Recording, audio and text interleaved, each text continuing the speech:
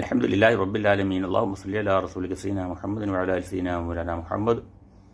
അൽഹംദുലില്ലാഹ്, അല്ലാഹു നമ്മളെ എല്ലാവിധമായ പാപങ്ങളും വിട്ടുപുറത്ത് മാപ്പാക്കി തരുമാറാകട്ടെ. നമ്മളിൽ നിന്നും രോഗമായി കിടക്കുന്ന സർവ്വ രോഗങ്ങളും അല്ലാഹു ശിഫ നൽകട്ടെ.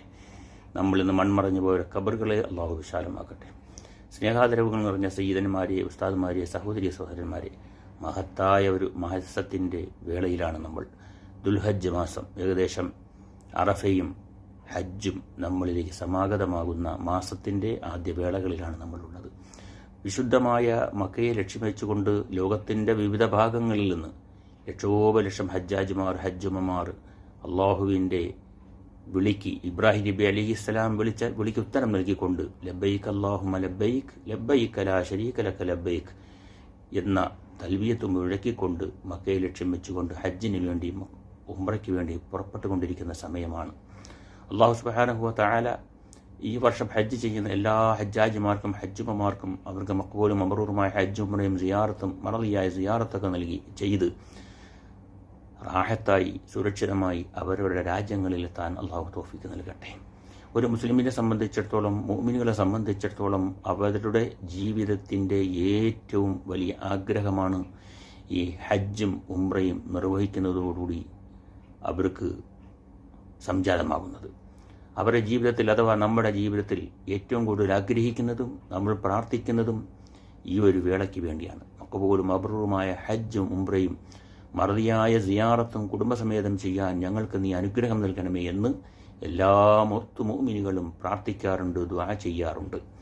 അതിന് അല്ലാഹു സുബ്ഹാനഹു വ തആല ഓരോരുത്തർക്കും അവരുടേതായ സമയം വരുമ്പോൾ അവരതിലേക്ക് തിരഞ്ഞെടുക്കുകയും ആ സമയത്ത് അല്ലാഹു അവർക്ക് എല്ലാവിധമായ അനുഗ്രഹങ്ങളും നൽകി ആ മണ്ണിൽ എത്തിക്കുകയും ചെയ്യുന്നു.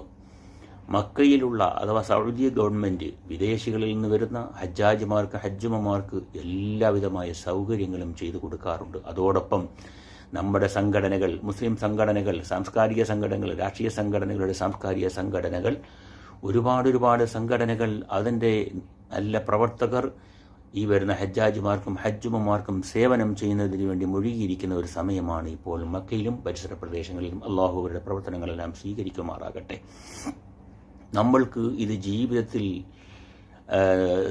നമുക്കത് ഈ ജീവിതത്തിൽ ചെയ്യുന്നതിന് വേണ്ടി നമ്മൾ എല്ലായ്പ്പോഴും ദുആ ചെയ്യുകയും അതിനുവേണ്ടി നിയ്യത്ത് ചെയ്യുകയും ആ ഒരു സാഹചര്യത്തിലുള്ള അവസരം ഞങ്ങൾക്ക് എത്തിപ്പെടണം എന്ന നിയ്യത്തോടുകൂടി ദുആ ചെയ്യുകയും ചെയ്തുകൊണ്ടിരിക്കണം.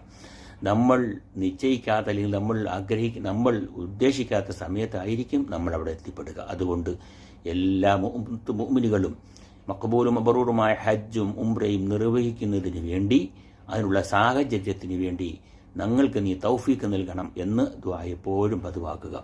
നമ്മുടെ പ്രതിനിധികളായിട്ടാണ് അവർ പോയിട്ടുള്ളത്. അവർ നമ്മൾക്ക് വേണ്ടി ദുആ ചെയ്യുന്നുണ്ട്.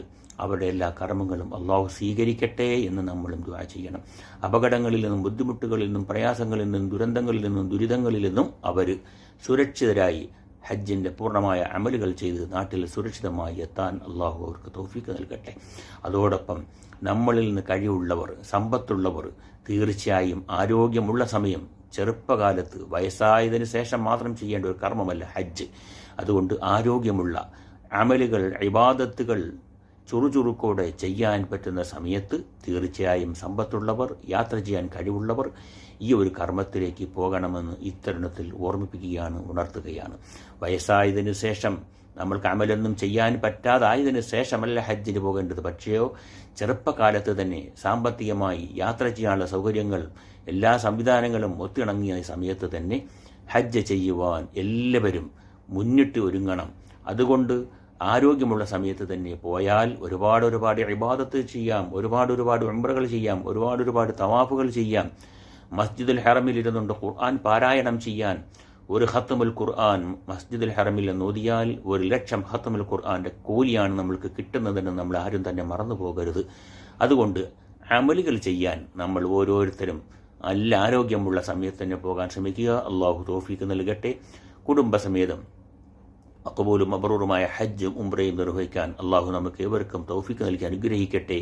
എല്ലാവരുടെ ദുആയിലും നമ്മൾ ഉൾപ്പെടുത്തണം. നമ്മളിൽ നിന്ന് മരണപ്പെട്ടുപോയ മാതാപിതാക്കൾ, ഷെയ്ഖന്മാർ, ഉസ്താദുമാർ, നമ്മുടെ ബന്ധുക്കൾ എല്ലാവർക്കും അള്ളാഹു മഗ്ഫിറത്തും റഹ്മത്തും നൽകട്ടെ. അസ്സലാമു അലൈക്കും വറഹ്മത്തുള്ളാഹി വബറകാതുഹു.